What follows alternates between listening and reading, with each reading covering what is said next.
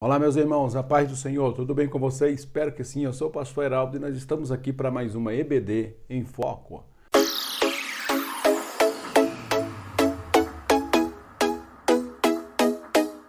Pois bem, meus queridos, lição de número 12, chegamos aqui à nossa penúltima lição da revista Conectar Mais Jovens. Estamos encerrando uma excelente lição, né? Faltam apenas duas, essa aí, próximo domingo a gente já encerra esta lição, e aí a gente vai agora mergulhar na lição de número 12, que vai trazer um tema para lá de legal de trabalhar em sala de aula. Nós vamos falar um pouquinho sobre o fruto do Espírito. O texto é bem conhecido, está aqui em Gálatas capítulo 5, versos 22 e 23, mas o fruto do Espírito é amor, alegria, paz, longanimidade, benignidade, bondade, fidelidade, mansidão, domínio próprio. Contra estas coisas não há lei.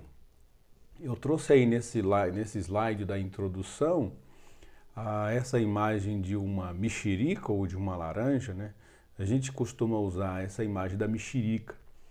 E aí eu queria deixar como sugestão, né? Se você tiver como levar uma mexerica ali para a sala, se os seus alunos não forem muitos, forem ali de 5 a 10, aí você leva uma mexerica para cada um, pede para eles descascarem, e aí você vai usar essa ilustração que a gente sempre usa, né, para falar sobre os gomos desse fruto.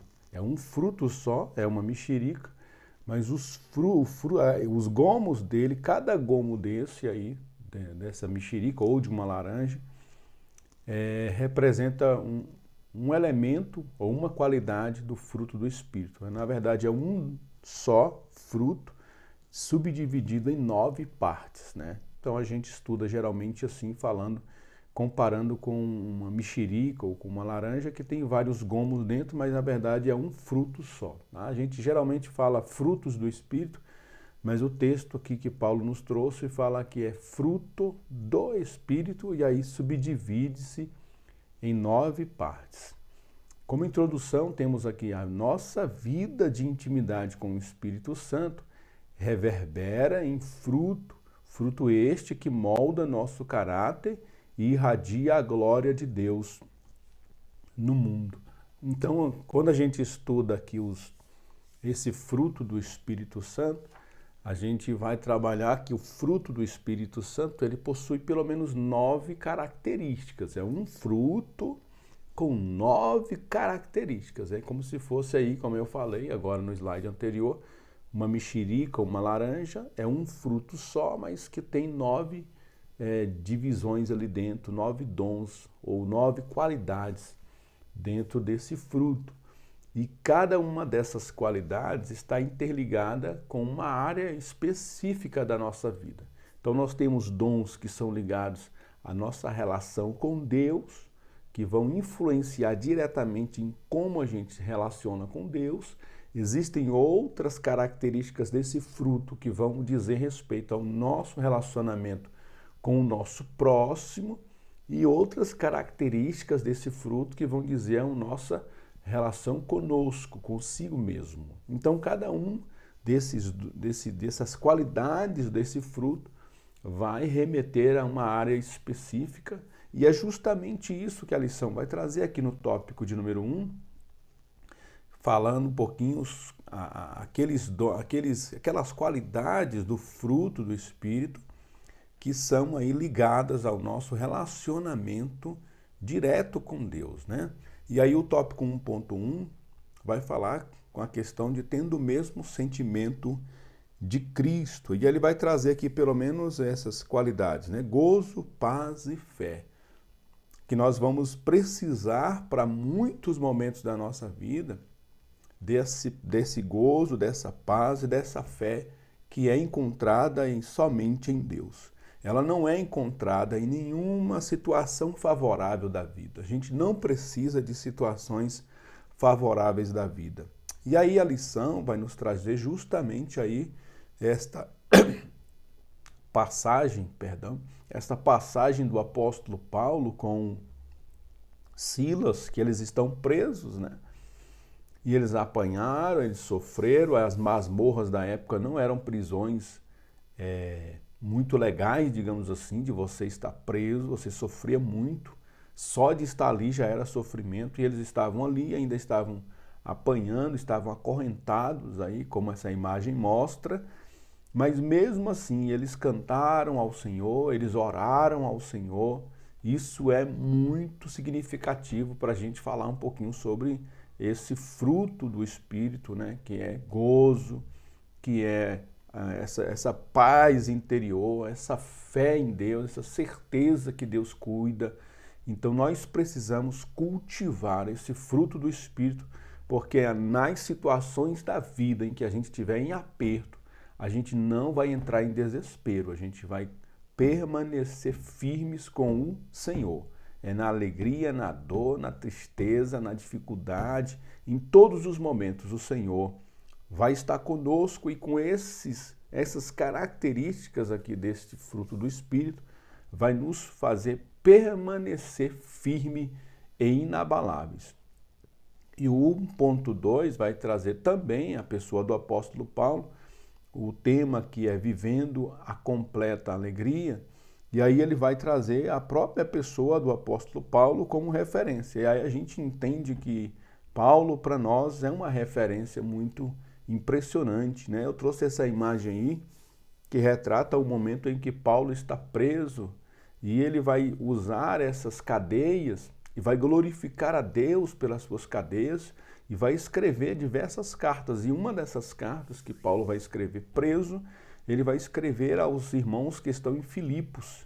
E olha só, um homem preso, acorrentado, está só ali, está numa situação de prisão, está só, isolado do resto da igreja, mas mesmo assim ele escreve a sua carta orientando os irmãos a se alegrarem no Senhor.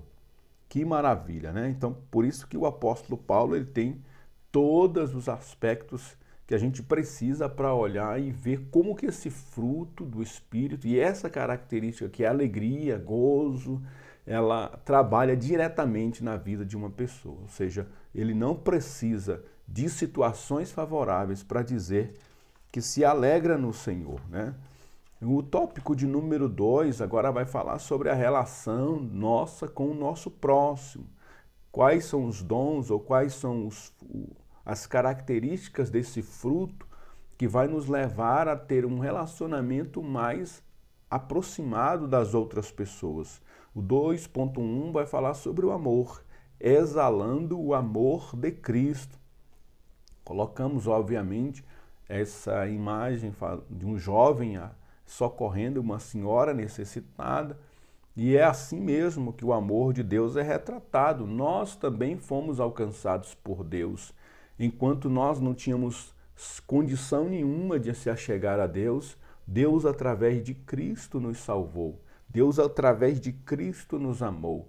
E agora nós, através deste dom do Espírito, desse fruto do Espírito, dessa característica que o Espírito dá a nós, que é o amor, a gente vai poder agora também demonstrar amor ao nosso próximo, né? Então aí são essa característica do amor com relação aos nossos jovens.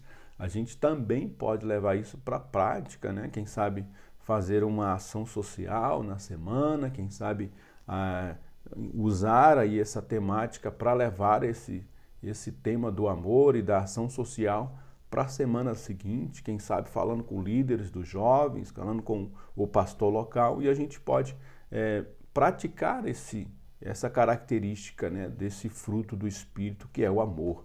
O 2.2 vai falar sobre a benignidade revelada pelo perdão, né? E aí eu trouxe essa imagem de Cristo como crucificado, e no momento de sua crucificação, no momento de muita dor e abandono, os seus amigos o abandonaram, as pessoas estavam ali espraguejando contra ele, e ele, num ato de extrema grandeza, perdoou aqueles que o ultrajavam. Ele amava aquelas pessoas e por amar, ele tinha benignidade, ou seja, ele se compadecia delas, ele olhava para essas pessoas como pessoas dignas de receberem o perdão, né? Então assim também, através deste exemplo de Cristo, nós vamos aprender que somente através do Espírito Santo nós temos condição de perdoar aqueles que nos ofendem, de oferecer a mão, estender a mão àquele que nos ofendeu e podermos então reatar as alianças quebradas, as feridas que foram criadas nos relacionamentos. Através deste fruto a gente pode sim chegar e voltar a nos relacionar com as pessoas por meio do perdão de Deus. E aí, já andando já para o tópico de número 3, a gente vai ver aqui o relacionamento consigo mesmo.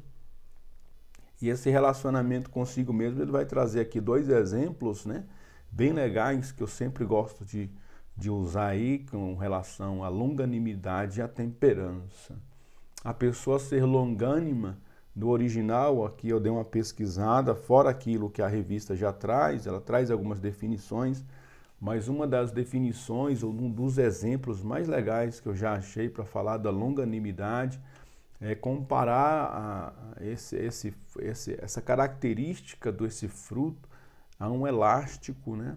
E aí esse elástico, ele possui a capacidade limitada, um elástico físico, humano, né? A gente estica e ele chega no limite, já não estica mais, ele vai romper. Mas essa capacidade que o Espírito Santo dá a nós através da longanimidade, ele é comparado a um elástico, né, que nunca vai chegar ao fim. Ele sempre vai poder esticar um pouco mais.